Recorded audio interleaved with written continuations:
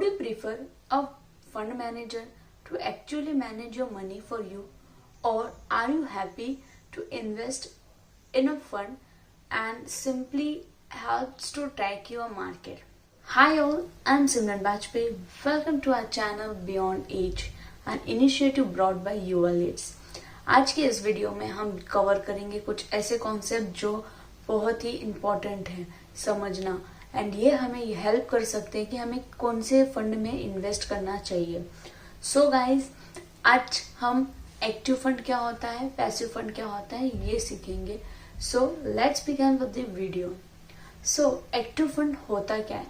The fund which is manage by a fund manager और a management team actively is known as active fund. In simple manner में हम बोले तो active fund जो वो funds होते हैं, जो फंड क्या होता है, मनी जो इन्वेस्टर अपना फंड मार्केट में लगाना चाहता है, इन्वेस्ट करना चाहता है, तो उनको बोलते हैं fund.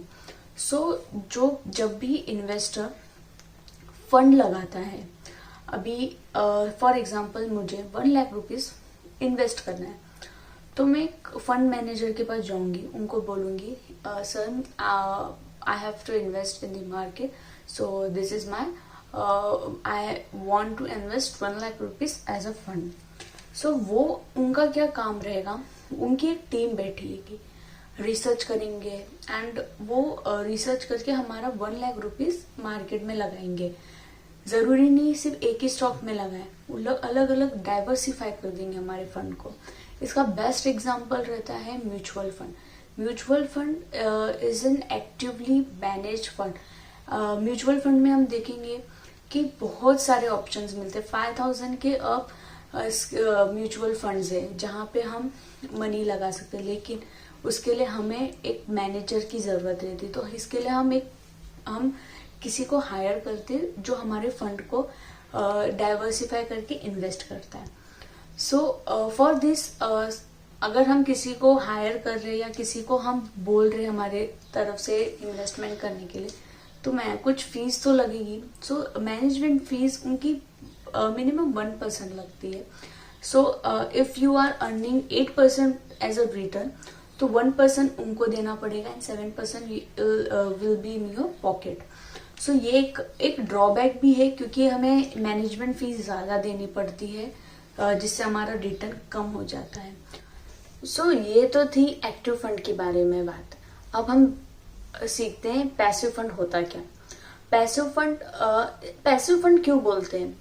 Passive fund basically investment करते हैं इंडेक्स फंड्स में, मीन्स इंडेक्स में। इंडेक्स होता क्या है, जैसे कि हमारा Sensex, Nifty 50, Nifty IT, bank Nifty, ये सब हमारा इंडेक्स हो गया। तो पैसिव फंड में क्या होता है, इंडेक्स फंड में हम इन्वेस्ट कर रहे हैं। जैसे कि अगर हमने निफ्टी 50 में इन्वेस्ट कर रहा, निफ्टी 50 का इंडेक्स लिया, सो निफ्टी 50 अगर अप होगा तो हमारा रिटर्न भी अप होगा, निफ्टी 50 अगर डाउन होगा तो हमारा रिटर्न भी डाउन रहेगा। लेकिन एग्जैक्टली सेम परसेंटेज नहीं रहेगा, माइनर का डिफरेंस रहता है, उसको बोलते हैं ट्रैकिंग एरर। तो ट्रैकिंग एरर की वजह से अगर हमारा निफ्टी 50 सपोज 10% अप है फॉर एग्जांपल, तो हमारा ये क्या होगा, ये 9.90% अप रहेगा, मीन्स 0.10 का परसेंट। ऐसे ये पॉइंट के एरर को क्या बोलते हैं, ट्रैकिंग एरर बोलते हैं। सो ये हो गया हमारा पैसिव फंड। इसका बेस्ट एग्जांपल है ETF। ETF क्या होता है, एक्सचेंज ट्रेडेड फंड, जो recently ICICI Prudential ETF fund निकाला है। ऐसे करके बहुत सारे एक्सचेंज ये स्टॉक मार्केट में एक्सचेंज पर लिस्टेड है, तो वहां से हम बाय कर सकते हैं। If you want then I can make a detailed video on ETF। So ये तो था हमारा active fund and passive fund के बारे में। और पैसिव फंड में management fees as a compare to active fund बहुत ही लेस रहती है, 0.1% रहती है। जैसे कि एक्टिव फंड में हमने देखा था 1% हमें भरना पड़ता है मैनेजमेंट टीम के लिए, और इसमें हमें 0.1% ही देना पड़ता है अपने रिटर्न में से। So guys, it depends upon you कि आपको कौन से फंड में इन्वेस्ट करना है, एक्टिव फंड में या पैसिव फंड में। ये डिसीजन आप पर रहता है। So I hope you like this video. Do share your suggestion in the comment section, or you can connect with me through Instagram or Facebook, and the link is provided to description section also. So keep learning. Thank you.